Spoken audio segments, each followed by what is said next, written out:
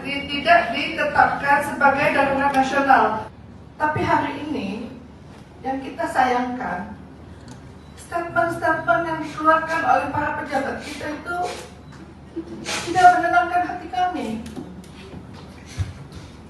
Katakanlah kita sudah tidak lagi berharap tentang darurat ini ditetapkan darurat nasional. 14 hari ini waktu yang tidak singkat terhadap evakuasi jenazah yang ada di lapangan. Kalau itu keluarga kita, anak kita, ibu kita, bayangkan mereka tidak difayahkan. Kalau jalan hari ini ke Tamiang, betapa bau jenazah. Apakah itu dalam manusia, apakah itu hewan, itu tidak bisa terevakuasi karena telatnya bantuan datang ke lokasi itu.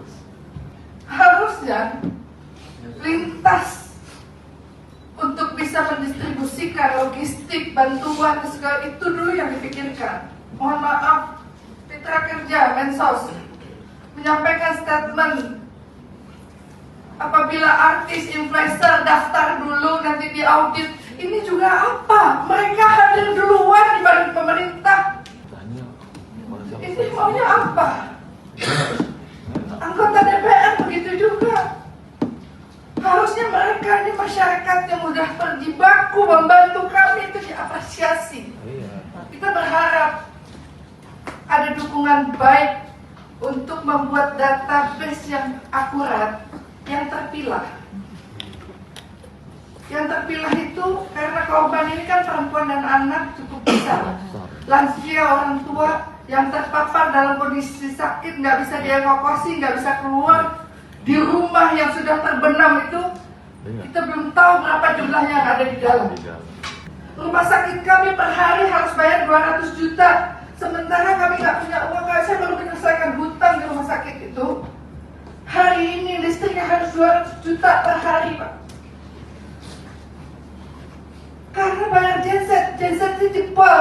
Orang yang sakit yang harus ditangani ini harus bagaimana? Kota kami belum yang lain, Pak.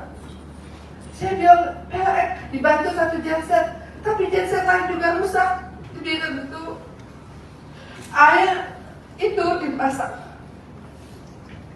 Air yang rusak berlumpur itu dimasak.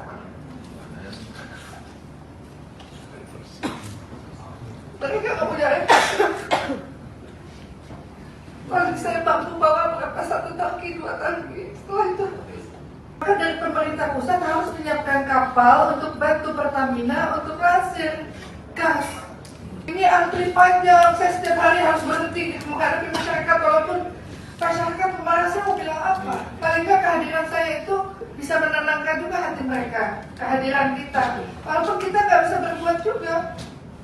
Rehab pun nggak bisa dilaksanakan, Pak, karena ini tidak ditetapkan sebagai darurat nasional. Maka harus menunggu anggaran tahun 2026 baru bisa dibangun rumah-rumah, baru bisa dilaksanakan ini semua. Kalau tidak ada perpres yang turun untuk menangani persoalan hari.